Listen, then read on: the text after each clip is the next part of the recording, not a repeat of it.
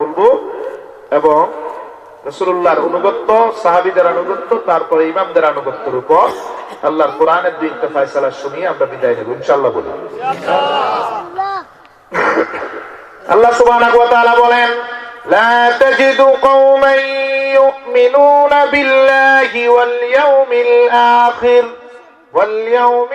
আখির ইউয়াদ্দুনা মান হাদ্দাল্লাহা ওয়া রাসূলাহু ولو كانوا آباءهم أو أبناءهم أو إخوانهم أو عشيرتهم أولئك كتب في قلوبهم الإيمان وأيدهم بروح منه ويدخلهم جنات تجري من تحتها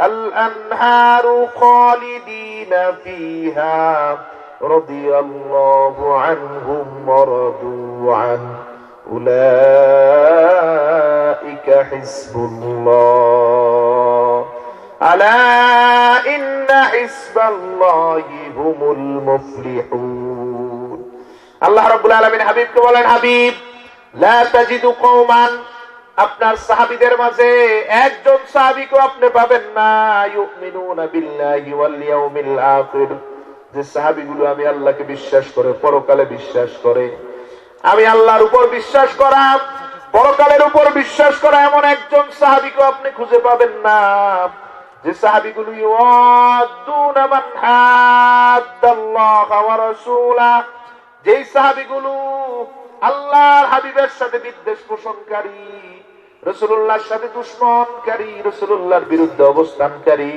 রাসূলুল্লাহর বিরুদ্ধে ফতোয়া দানকারী কোন ব্যক্তির সাথে সামান্য সম্পর্ক রাখে, বলেন সুবহানাল্লাহ। একটাকেও পাবেন না সাহাবীদের, যে সাহাবীরা আল্লাহর রাসূলের বিরুদ্ধে ফতোয়া দানকারী, রাসূলের বিরুদ্ধে অবস্থানকারী, রাসূলুল্লাহর শান খাটো করা এমন একজন মুসলমান পরিচয় দানকারী অথবা বেঈমান কারো সাথে সাহাবীরা ন্যূনতম সম্পর্ক রাখে না, বলেন সুবহানাল্লাহ। আল্লাহ বলেন সম্পর্ক দূরে থাক, অন্তরের সামান্য ভালোবাসাও থাকে না। আল্লাহর হাবিবের বিরুদ্ধে যদি ফতোয়া দেয় তাদের বাবা, সন্তান নিজ হাতে তার বাবাকে হত্যা করতেও ছাড়ে না। রাসূলুল্লাহর বিরুদ্ধে যদি সন্তান ফতোয়া দেয়, মুসলমান বাবা ওই সন্তানকে দুনিয়া থেকে বিদায় করতে হাতটা কাঁপে না। রাসূলুল্লাহর বিরুদ্ধে যদি আপন ভাই ফতোয়াবাজি করে, আল্লাহর হাবিবের শান যদি আপন ভাই খাটো করে, ওই ভাইরা আমার হাবিবকে এত ভালোবাসে, এত মহব্বত করে, আপন ভাইকে দুনিয়া থেকে সরিয়ে দিতেও দ্বিধাবোধ করে না। রাসূলুল্লাহর বিরুদ্ধে আত্মীয়রা যারাই যাক, এই সাহাবীরা রাসূলকে পাগলের মতো ভালোবাসে, এজন্য রাসূলের দুশমনদের জন্য সামান্যতম ভালোবাসা রাখে না। এরপর আল্লাহ সুবহানাহু ওয়া তাআলা বলেন, এই যে আমার রাসূলকে সাহাবীগুলো এত ভালোবাসে, এত মহব্বত করে, এত পাগলের মতো ভালোবাসে, এই ভালোবাসার কারণে আমি আল্লাহ তাদের 5টা নিয়ামত দিলাম। তার প্রথম নিয়ামত উলাইকা কাতাবা ফি কুলুবিহিমুল ঈমান, আমি আল্লাহ সাহাবীদের অন্তরে ঈমান নামক দৌলতটা রেখে দিলাম। আর কোন কারণে নয়, শুধু একটাই মাত্র কারণ তারা আমার রাসূলকে নিজের জীবনের থেকেও বেশি ভালোবাসে, বলেন সুবহানাল্লাহ। আল্লাহ রাব্বুল আলামিন একের পর এক নিয়ামত শুরু করলেন। দেখুন কার জন্য আল্লাহ আয়াতটা নাযিল করলেন। ইবনে কাসির তাফসীর ইবনে কাসিরের 7 নম্বর খণ্ডে বর্ণনা করেন ইমাদউদ্দিন ইবনে কাসির, ইমাম ফখরুদ্দিন রাজি তাফসীর মাফাতিহুল গায়ব 29তম খণ্ড 265 পৃষ্ঠা থেকে 67 পৃষ্ঠা আলোচনা করেন। 4টা ঘটনায় সন্তুষ্ট হয়ে আল্লাহ আয়াতটা নাযিল করলেন, বলেন সুবহানাল্লাহ। কয়টা ঘটনা? 4 ঘটনার কারণে আয়াতেও 4টা অংশ। ওয়ালাউ কানু আবাআহুম একটা অংশ, আও আবনাআহুম দ্বিতীয় অংশ, আও ইখওয়ানাহুম তৃতীয় অংশ, আও আশীরাতাহুম চতুর্থ অংশ। ইমাম ফখরুদ্দিন রাজি বলেন, ওয়ালাউ কানু আবাআহুম নুজিলাত ফি আবি উবাইদা ইবনুল জাররাহ রাদিয়াল্লাহু তাআলা, ক্বাতালা আবাহু আবদুল্লাহ ইবনুল জাররাহ ফি উহুদিন, উহুদের ময়দানে বাবা আব্দুল্লাহ ইবনুল জাররাহ কাফেরদের পক্ষে নামলেন, আর আবু উবাইদা ইবনুল জাররাহ আপন সন্তান নামলেন রাসূলুল্লাহর পক্ষে, মুসলমানদের পক্ষে। যুদ্ধ করতে করতে বাবা দুইবার ছেলেকে হত্যার সুযোগ পেলেন, দুইবার ছেলের উপর তরবারি দিয়ে আঘাত করার সুযোগ পেলেন, কিন্তু আঘাত করলেন না। বাবা মনে করলেন এই ছেলেটাকে তো আমি জন্ম দিয়ে দুনিয়ায় আনলাম, কোন হাত দিয়ে আমি তাকে আঘাত করব? আঘাত তো দূরে থাক, অন্যজন আঘাত করলেও তো আমি সহ্য করতে পারবো না। বাবা দুইবার ফিরে গেলেন। মুসলমান সাহাবী আবু উবাইদা ইবনুল জাররাহ তৃতীয়বারের জন্য সুযোগ পেলেন, নিজে বাবাকে হত্যার সুযোগ পেলেন। সুযোগ পাওয়ার সাথে সাথে এই বাবার মাথার উপর তরবারিটা তুলে ধরলেন, বলেন সুবহানাল্লাহ। বাবা চোখের পানিগুলো ছেড়ে দিয়ে বলে, আবু উবাইদা, তুমি কি ভুলে গেলা আমি তোমাকে জন্ম দিয়ে পৃথিবীর আলো দেখালাম, আমি তোমাকে লালন পালন করে এত বড় করলাম, কত রাত না ঘুমিয়ে তোমার ঘুমানোর ব্যবস্থা করলাম, কত বেলা না খেয়ে তোমাকে খাওয়ার ব্যবস্থা করলাম, তোমাকে এই পর্যন্ত আমি তিলে তিলে বড় করলাম, একটু আগে দুইবার সুযোগ পেয়েও তোমাকে আমি হত্যা করলাম না, তৃতীয়বার তুমি একবার সুযোগ পেয়ে কোন মুখে তুমি আমার মাথার উপরে তরবারি ধরো? আবু উবাইদা ইবনুল জাররাহ বলেন, আজকের ময়দানে আপনার সাথে আমার বাবা ছেলের সম্পর্ক নাই, আজকের ময়দানে আমার পরিচয় আমি মুহাম্মাদুর রাসূলুল্লাহর কদমের নিচের একজন গোলাম। তরবারি দিয়ে আঘাত করলেন, বাপের মাথাটা দেহ থেকে আলাদা করে দিলেন। আল্লাহর কাছে কাজটা এত প্রিয় মনে হলো, এত ভালোবাসার মনে হলো, ওই ময়দানে আল্লাহ আয়াত নাযিল করলেন, ওয়ালাউ কানু আবাআহুম আও আবনাআহুম আও ইখওয়ানাহুম আও আশীরাতাহুম।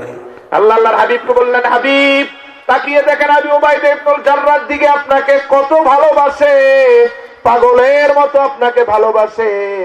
আপনার ভালোবাসার কারণে আবু উবাইদা তার বাবাকেও সাথ দেয় নাই। একটু আগে আপনার পাগল প্রেমিক আবু উবাইদা নিজ হাতে তার বাবার গর্দানটা দুনিয়ার থেকে বিদায় করে দিল, বলেন সুবহানাল্লাহ। আমি তাদেরকে কি করলাম? এক নাম্বার হলো ঈমানদার বানালাম। এই প্রথম ঘটনা। ইমাম ফখরুদ্দিন রাজি বলেন, আও আবনাহুম নুজিলাত ফি আবি বকর রাদিয়াল্লাহু তাআলা আন। আয়াতের পরের অংশ আল্লাহ নাযিল করলেন আবু বকরের দুইটা কাজের উপর সন্তুষ্ট হয়ে। প্রথম ঘটনাটা ইমাম ওয়াকিদিও বর্ণনা করেন, আবু বকর রাদিয়াল্লাহু তাআলা আন একদিন তার বাবা আবু কুহাফার সামনে বসে আছেন, হঠাৎ বাবা রাসূলকে গালি দিতে শুরু করলেন। আবু বকর পাগলের মতো হয়ে গেলেন, আমি যাকে আমার বাবার থেকেও বেশি ভালোবাসি, মায়ের থেকেও বেশি ভালোবাসি, নিজের জীবনের থেকেও বেশি ভালোবাসি, সেই নবী নূর নবী মুহাম্মদ সাল্লাল্লাহু আলাইহি ওয়াসাল্লামকে আবু কুহাফা আমার বাবা গালি দিচ্ছে, এই মুহূর্তেই বাবার মুখটা বন্ধ করা দরকার। চতুর্দিকে তাকালেন আবু বকর রাদিয়াল্লাহু তাআলা, চতুর্দিকে তাকিয়ে দেখলেন হাতের একটু পাশেই একটা লাঠি হাতের কাছে নাগালে পেলেন। লাঠিতে হাতে তুলেই বাবার কপালের উপর আঘাত করলেন, ফিনকি দিয়ে রক্ত বের হলো, মাটিতে লুটিয়ে পড়লো আবু বকরের বাবা আবু কুহাফা। আবু কুহাফা লাঠিটা ফেলে পিছনের দিকে আর তাকালেন না, সামনের দিকে চলে গেলেন। দৌড় দিয়ে আশেপাশের লোকগুলো চলে আসলো, আবু কুহাফাকে শুশ্রূষা করলো, সেবা করে কিছুক্ষণের মধ্যেই হুঁশ ফিরিয়ে আনলো। আবু কুহাফা রাসূলুল্লাহর দরবারে চলে আসলেন, এসে বললেন, মুহাম্মদ আপনি আমার ছেলের মাথাটা নষ্ট করে দিলেন। জীবনে যে আবু বকর কোনদিন আমার চোখের দিকে তাকিয়ে কথা বলে নাই, যে আবু বকর আমার সামান্য কথার অবাধ্য হয় নাই, যে আবু বকর কখনো আমার সাথে তর্ক করে নাই, সে আবু বকর আজকে আমার মাথার মাঝে নিজ হাত দিয়ে আঘাত করলো, রক্তাক্ত হয়ে আমি জমিনে লুটে পড়লাম। আবু বকর আঘাত করেই ক্ষান্ত হয় নাই, একটা মুহূর্তের জন্য আমার দেহটাও ছুঁয়ে দেখে নাই, আমি কি জীবিত আছি না মৃত হয়ে গেছি তা দেখার চেষ্টাও করে নাই। রাসূলুল্লাহ সাল্লাল্লাহু আলাইহি ওয়াসাল্লাম রাগান্বিত হলেন। আবু বকর রাদিয়াল্লাহু তাআলা আনহু তেমন করার কথা না, কেননা আমার কাছে যারা ঈমান আনে তাদেরকে আমি খুব শক্তভাবে সতর্ক করি, সাবধান, ঈমানের কারণে মুশরিক বাবা মায়ের সাথে কখনো খারাপ ব্যবহার করতে পারবা না।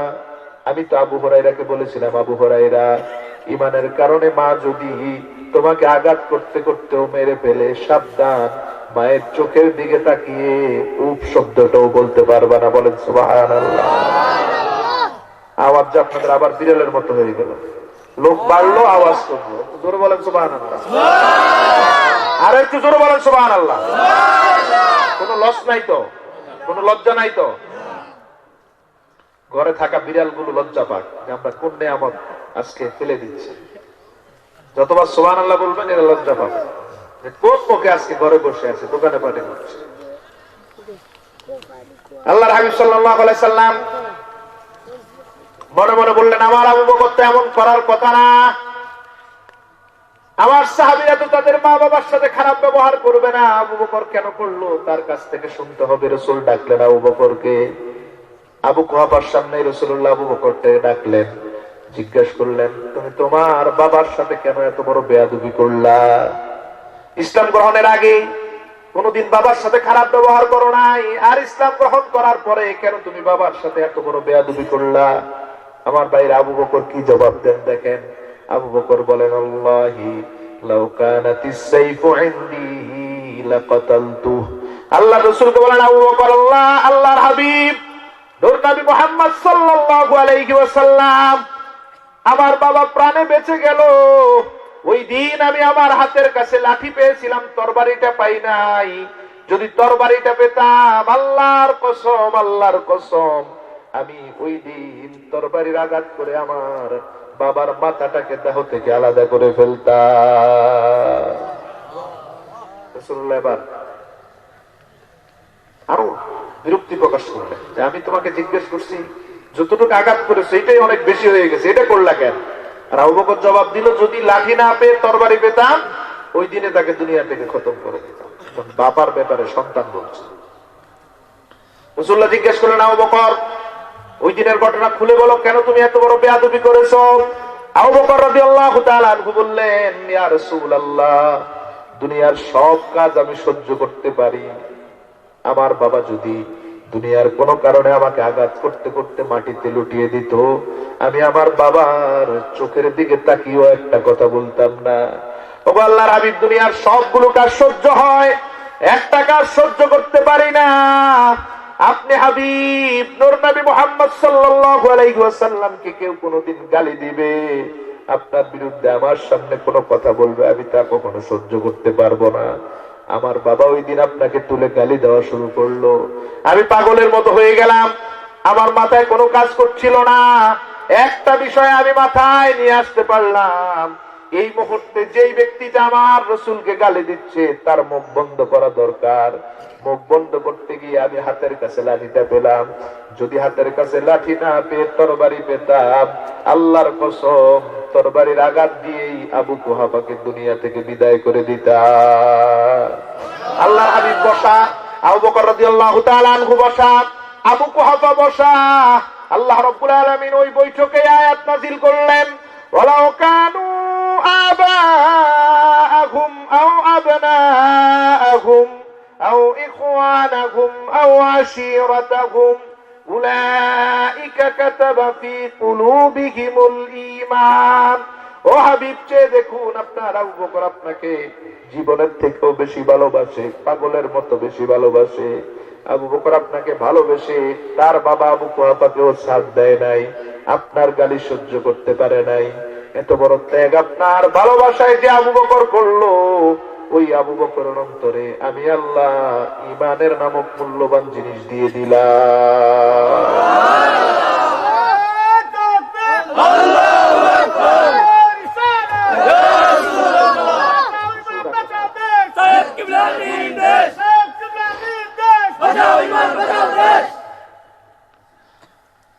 আবু বকর রাদিয়াল্লাহু তাআলা আনহু তার বাবাকে সাথ দেয় না। আল্লাহ বলেছেন, ওয়ালাউ কানু আবাহুম, যদি তাদের বাবা রাসূলের বিরুদ্ধে কথা বলে, এই পাগলগুলো তাদের বাবাকেও সাথ দেয়। এটার নাম ঈমান, এটার নাম ঈমান। আমার রাসূলের বিরুদ্ধে কথা বলবে আর আপনি বসে থাকবেন, এটা কখনো হতে না। রাসূলের বিরুদ্ধে যদি আমি কথা বলি, আপনি আমাকে দমন করবেন, এটাই ঈমান। রাসূলের বিরুদ্ধে যদি মোল্লা কথা বলে, আপনি মোল্লাকে দমন করবেন, রাসূলের বিরুদ্ধে যদি আহলে হাদিস কথা বলে, আপনার ঈমান যদি তাদের দমন না করে, আপনি ঈমানদার নয়। কোন কারণে বসে থাকে? আমার রাসূলকে নিয়ে কথা বলবে আর আমিও বসে থাকবো, এটা কেমন ঈমান? এই সমস্ত অভিশপ্তদের থেকে আল্লাহ আমাদের নাজাত দিক, বলেন আমিন। আবু বকর রাদিয়াল্লাহু তাআলা আনহু দ্বিতীয় ঘটনা, যেই কারণে আল্লাহ রাব্বুল আলামিন আয়াতের দ্বিতীয় অংশ নাযিল করলেন, আও আবনাআহুম, রাসূলের বিরুদ্ধে যদি তাদের সন্তানরাও যায়, আল্লাহর হাবিবের পাগল উম্মত গুলো আল্লাহর হাবিবের মহব্বতের কারণে তাদের সন্তানগুলোকেও সাথ দেয় না। আবু বকর রাদিয়াল্লাহু তাআলা আনহু বদরের ময়দানে আল্লাহর হাবিব সাল্লাল্লাহু আলাইহি ওয়াসাল্লাম অনেক চিন্তিত। মাত্র ৩১৩ জন সাহাবী দিয়ে যুদ্ধ করবেন, অপর পক্ষে ১০০০ সৈনিক। কোনোভাবে যুদ্ধ করার মতো সৈনিক মুসলমানদের নাই। রাসূলুল্লাহ সাল্লাল্লাহু আলাইহি ওয়াসাল্লাম সারাটা রাত ভর কাঁদলেন, কিভাবে আমি এত বড় সৈনিক দলের সাথে মাত্র ৩১৩ জন দিয়ে আমি যুদ্ধ করব। সারাটা রাত কান্নার পর ফজরের পর রাসূলুল্লাহ সাল্লাল্লাহু আলাইহি ওয়াসাল্লাম সাহাবীদের নিয়ে মুশাওয়ারায় বসলেন, পরামর্শে বসলেন। পরামর্শের একটা পর্যায়ে আবু বকর রাদিয়াল্লাহু তাআলা আনহু হঠাৎ তার ৬ বছরের বালক আব্দুর রহমানকে নিয়ে হাজির হলেন। আল্লাহর হাবিবের সামনে আব্দুর রহমানকে রাখলেন। রাসূলুল্লাহ জিজ্ঞাসা করলেন, আব্দুর রহমানকে কেন নিয়ে আসলা? এত গুরুত্বপূর্ণ বৈঠক, যে বৈঠকে ব্যাঘাত ঘটাতে পারে আব্দুর রহমান, তাকে এখনই তুমি এখান থেকে বিদায় দাও। আবু বকর রাদিয়াল্লাহু তাআলা আনহু দেখুন কি বলেন। আল্লাহর হাবিবকে বললেন, আল্লাহর হাবিব, আব্দুর রহমানকে আমি অন্য কোন কারণে এখানে নিয়ে আসি নাই। আব্দুর রহমানকে আমি নিজে সজ্ঞানে সুস্থ অবস্থায় নিয়ে এসেছি। ওই নিয়ত করে, ঘর থেকে নিয়ত করে বের হলাম, এই বদরের ময়দানে মুসলমানদের সৈন্য কম, আমি আবু বকরও যুদ্ধ করব, আমার ৬ বছরের ছেলেটাকেও পাঠাবো। রাসূলুল্লাহ বললেন, কিভাবে পাঠাবা? এই ছেলেটা তো তরবারি এখনো ধরতে শিখে নাই, তরবারির ওজন গ্রহণ করতে পারবে না, কেউ আঘাত করলে তা প্রতিরোধ করতেও পারবে না, ঘোড়ায় বসতেও পারবে না, ওটের উপর সওয়ার হতে পারবে না, তার দ্বারা তো মুসলমানদের কোনো লাভও হবে না। কেন তুমি তাকে নিশ্চিত মৃত্যুর দিকে ঠেলে দিচ্ছ? তুমি বাবা হয়ে কোন কারণে তুমি আব্দুর রহমানকে নিশ্চিত মৃত্যুর দিকে নিয়ে আসলাম? আবু বকর রাদিয়াল্লাহু তাআলা আনহু বললেন, ইয়া রাসূলুল্লাহ, আমি ভালো করে জানি আমার আব্দুর রহমান তরবারির ওজন বইতে পারে না। আবু বকর রাদিয়াল্লাহু তাআলা আনহু বললেন, আমি ভালো করে জানি আমার ছেলেটা কোন কাফেরকে হত্যা করতে পারবে না, কোন কাফেরের আঘাতও সে প্রতিরোধ করতে পারবে না।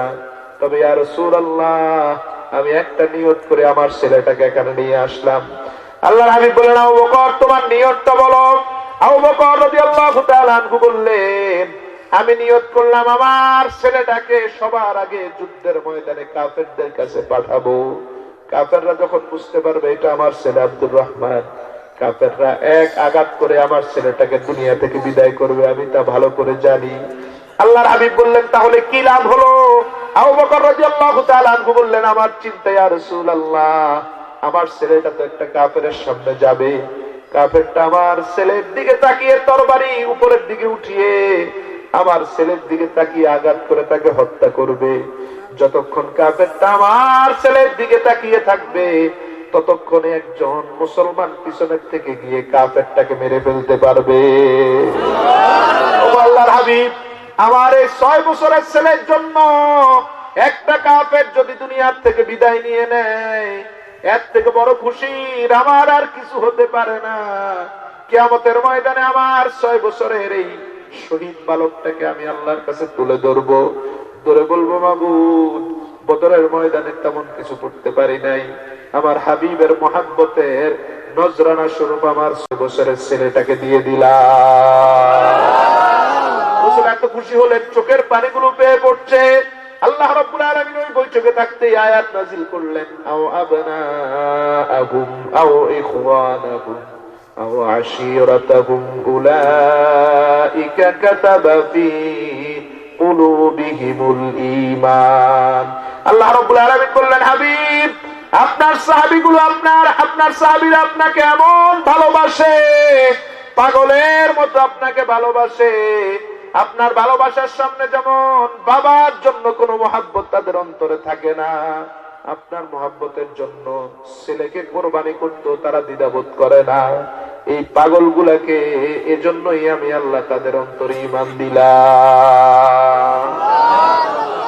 3 নম্বর ঘটনা, আও আবনাকুম আও ইখওয়ানাকুম নুজিলাত ফি আবি আমির রাদিয়াল্লাহু তাআলা। আবু আমির রাদিয়াল্লাহু তাআলা আনহুর একটা কাজের উপর সন্তুষ্ট হয়ে আল্লাহ আয়াতটা নাযিল করলেন। বদরের ময়দানে আবু আমির রাদিয়াল্লাহু তাআলা আনহু যুদ্ধ করতে করতে তার ভাইয়ের সামনে চলে গেলেন, তরবারিটা ভাইয়ের মাথার উপরে তুলে ধরলেন। ভাই জিজ্ঞাসা করলো, ভাই আমি তো তোমার বড় ভাই, কোন কারণে তুমি আমার মাথার উপর তরবারি তোলো? আবু আমির বললেন, আমি আল্লাহর হাবিবের কদমের নিচে শপথ করে আসলাম, আজকের ময়দানে আমি আমার ভাইয়ের পরিচয় তুলে ধরবো না, সামনে আনবো না। আমার রাসূলের পরিচয় আমার কাছে পরিচয়। ভাই বললেন, একটা ঘটনার কারণে প্রাণ ভিক্ষা চাই। আবু আমির বললেন, ঘটনাটা আমি জানি। তারপর বড় ভাই বললেন, ভাই তুমি খেয়াল করে দেখো, একদিন আমরা 2 ভাই বকরি চড়ানোর জন্য মাঠে গেলাম। আমি পাহাড়ের উপরে ওঠার পরে হঠাৎ পাহাড় থেকে দেখলাম 4-5 জন লোক তোমাকে ঘিরে ধরেছে। আমি পাহাড় থেকে দ্রুত নামলাম, পাগলের মতো নেমে আমি আমার ভাইয়ের জীবন রক্ষার জন্য নিজেকে নিয়োজিত করে দিলাম।